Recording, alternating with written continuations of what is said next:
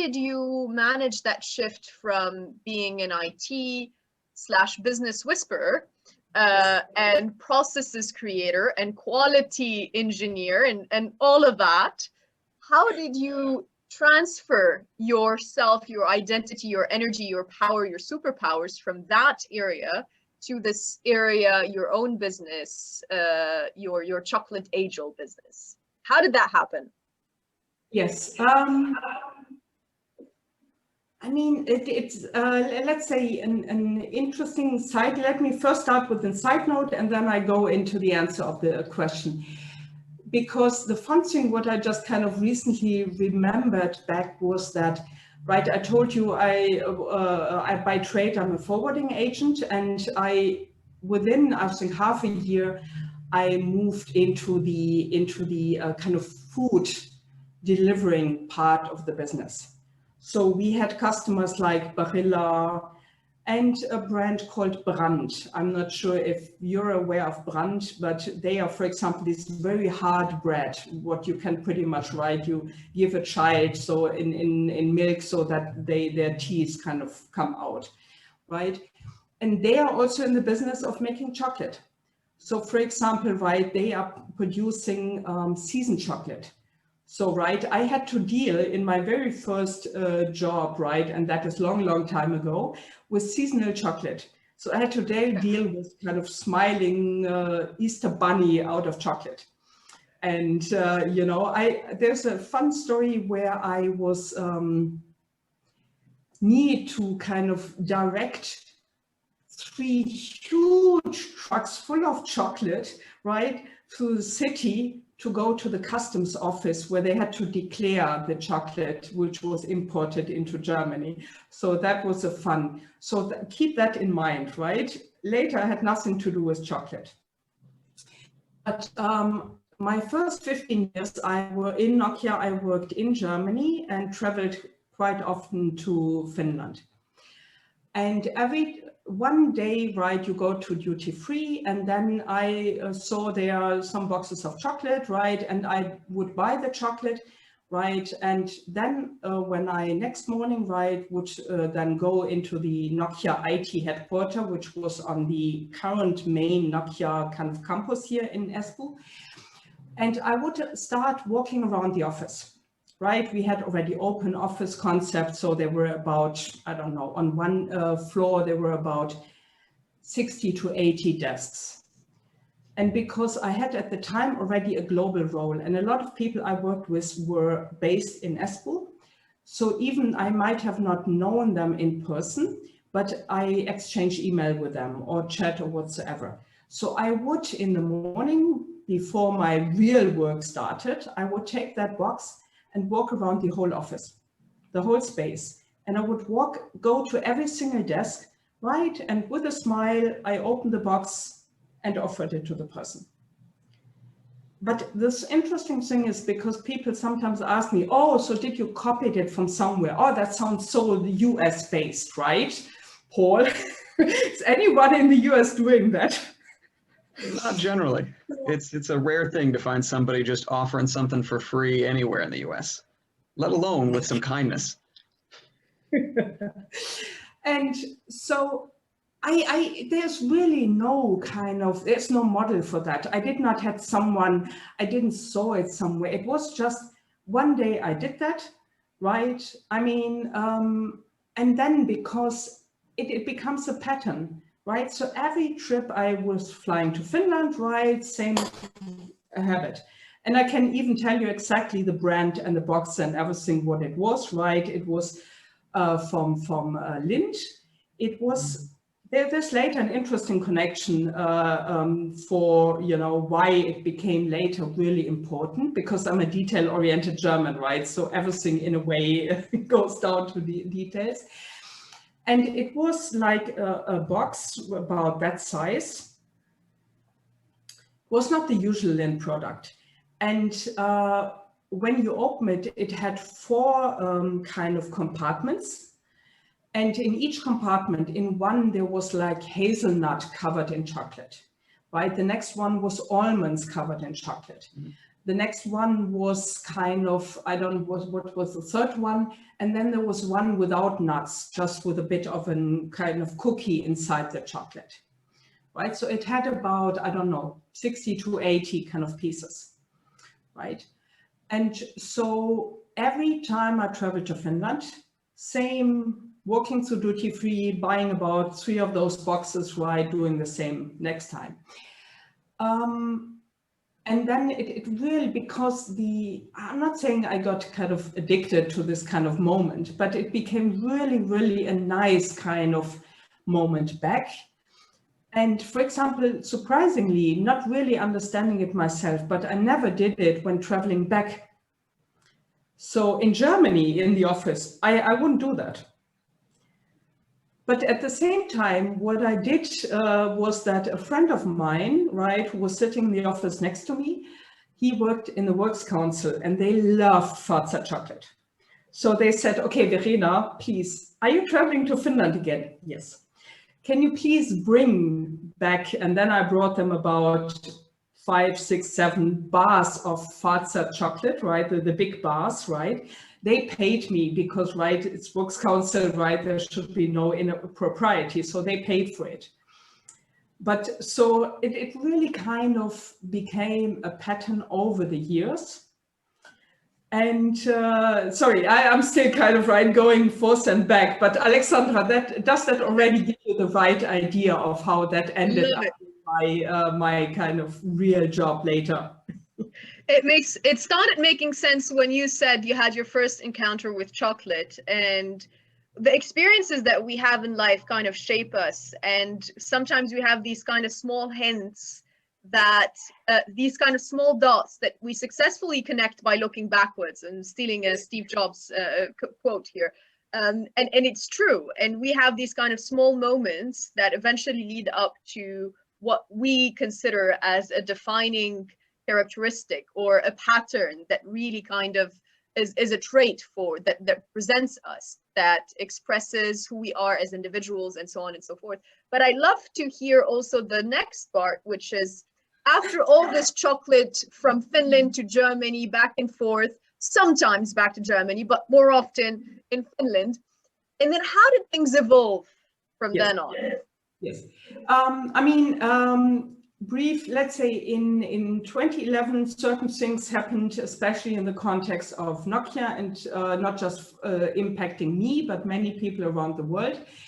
And kind of, we can talk about that later, but things ended up that I got, as a kind of exceptional situation, offered to move to Finland and continue working for Nokia in Finland. And the trigger, right, of traveling went away, but I started to really miss this kind of effect. And then I was suddenly pretty much within months in the headquarters of Nokia, right? I mean, I never worked in the headquarters of anything.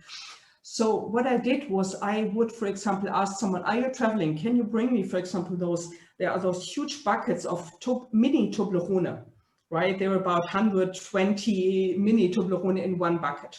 So I said, bring them to me, right? Or so I would kind of constantly buy things, right? In my supermarket, the kind of candy bag was kind of crumbled, so they would sell it to a cheaper price. I was like, okay, buy it, right? And so I would start really on a regular basis, walk around Nokia House. And I would do that, right, if I was stressed. For example, I never realized, but it's an amazing kind of way, right, to balance your stress at work. And there is one story which has a sad component, but which was extremely powerful for me to really, right, use that method to really get over a grief situation, which I was so not prepared on a working day. And that already happened not in Nokia, but later years when I was kind of in that work environment, which then finally threw me into leaving the corporate world and really starting my own business. And that was because, right, I remember pretty much everyone I've ever worked with So, and one dear ex-colleague from Germany, he knows I am the caring person. So whenever he knew that someone I knew, an ex-colleague, passed away, he would send me an email.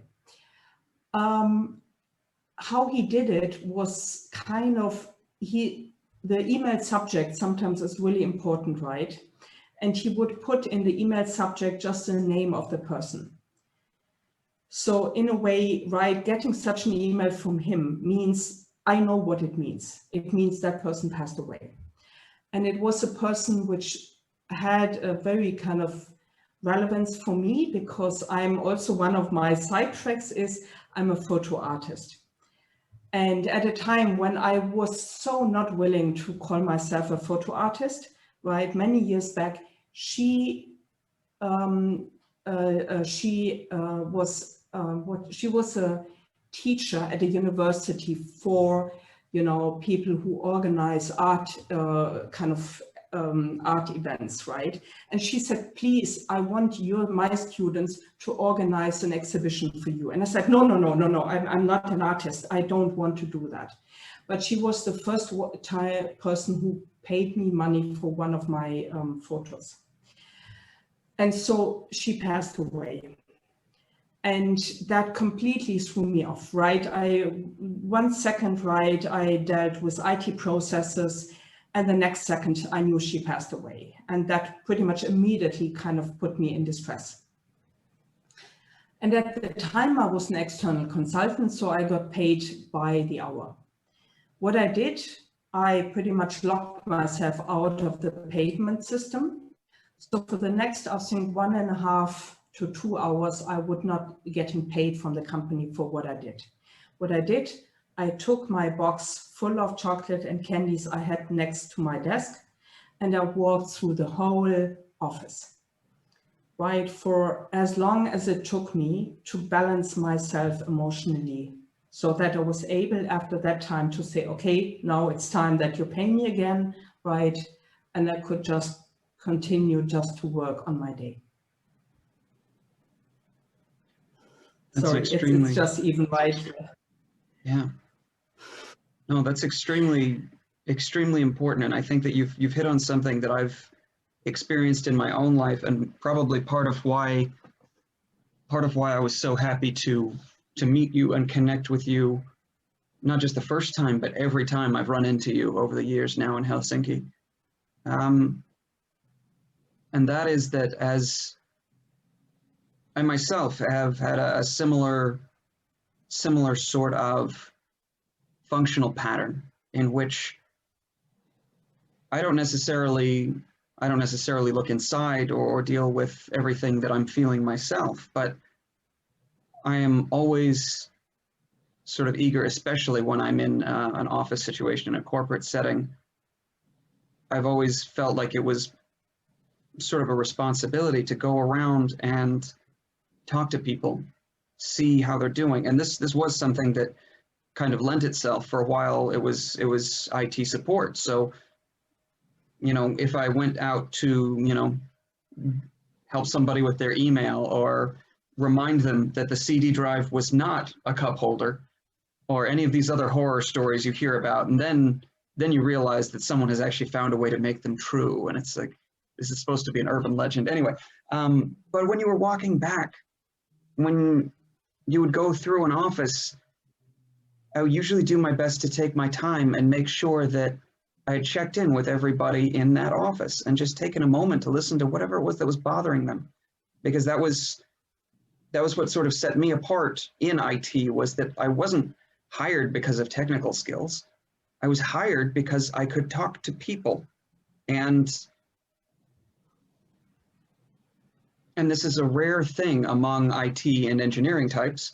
Usually we're very focused on the problem and the technology, and I understand that too. That's just sort of where my brain works. But for me, talking to people was about, to a degree, processing my own grief and pain. And I think that people don't tend to see that. People tend to see the smile. They tend to hear the uplifting message. They tend to be happy that someone's listening for just a moment. that little micro attention. moment. It's the attention. It's like, and I mean, I love that, because that also very much connects right to my own story. Because right, I mean, I told you I was such more on the business side, right? Yeah. And IT people are living. I mean, I think everyone who has or who takes the brave step, right, to cross that side, right, to cross from the business side or from wherever they come, right, Yeah. or perhaps their private interest in you know, setting up a cool computer, right, and have gaming, to really enter the IT world, because IT needs those kind of coming from the side people, right, who kind of think outside. It's not important just, hey, can I have the latest technology? No, what business really need is not the latest technology server, right? They need a functioning system. Mhm. Well, I remember that, for example, to explain IT people, right, there are real life consequences of what they do. Yeah. And I remember, for example, if, I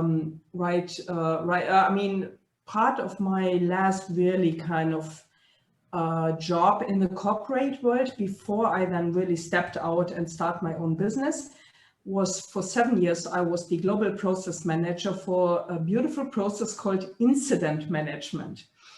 And yeah, I thought Paul with his IT background might know what I'm talking about.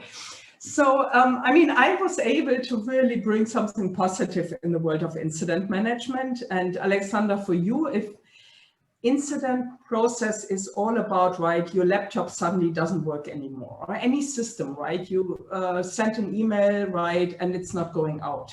All Makes of sense. those are incidents, right, whether the server is going down or whatever. So for example, the usual example I would take to really, you know, if someone is like, okay, hey, my shift is over, right, I don't care that the server just went down, let's say 2 minutes ago, the next one can take care of it, right? And to that person, I would say, okay, and let's say your way home, right, you need to take the bus. And here in Helsinki, Espoo, right, we have beautifully on all the bus stations, right, a little display where you can see the next bus is coming in 2 minutes or in 5 minutes or 10 minutes. Imagine that system is running on the server you just left kind of monitored, and you did not fix it. And the next moment you stand there, what the, am I allowed to swear on this podcast? So what the heck, whatever, right? Why is that not working? Because you 2 minutes ago, right, had it was so in a hurry and the server was down. And still, when it comes to this kind of interacting and speaking with people, because, right, I mean, I never even, or it was really, again, it was one of those things which rather, it was how I was, but I never really were able to connect those dots.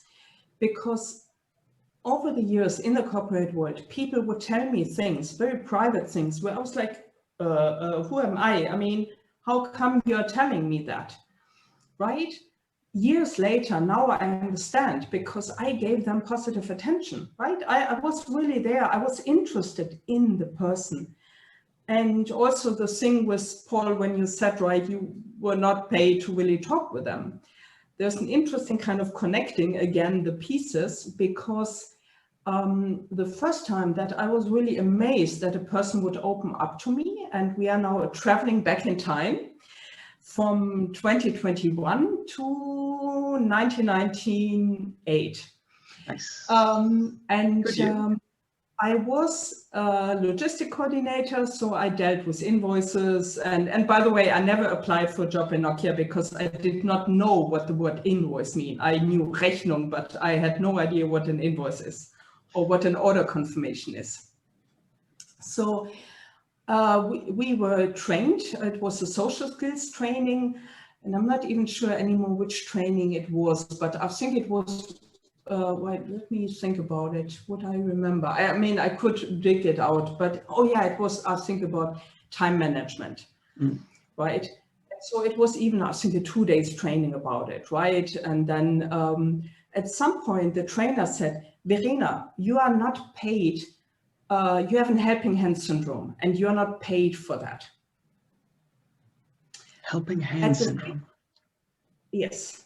Fantastic. And at the same time, one of the exercises was there, right? They grouped 2 people together to kind of have this short, you tell the other person a couple of things about yourself, and then you introduce the other person in front of everyone, right? So I was sitting with a person I've never met before, right? I told him things about me, right? And one of the first things he said was, and I'm gay. And I'm like, oh, okay. So do you expect me, right, to introduce that information about you to everyone? And he was, no. I'm like, oh, okay, good to know. But it was really, I'm like, in a way, a bit blown away by that fact, because I mean, right, the exercise was to tell me things so that I can introduce you to 20 other people. And I mean, I'm not sure if it was his coming out, but it was just looking back, it was I think it was because I was just listening. I was really interested in him as a person.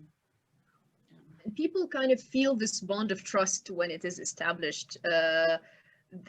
When you're talking to a person and this person is actively listening, and you know that whatever it is that you're going to say, they're not just going to listen, but they're going to take it with openness and with appreciation and with respect, without ever judging you. That creates this kind of bridge of trust, and people would be sharing a lot more with you than they would with any random person whose natural reaction would be judgmental, or perhaps even worse than judgment, indifference.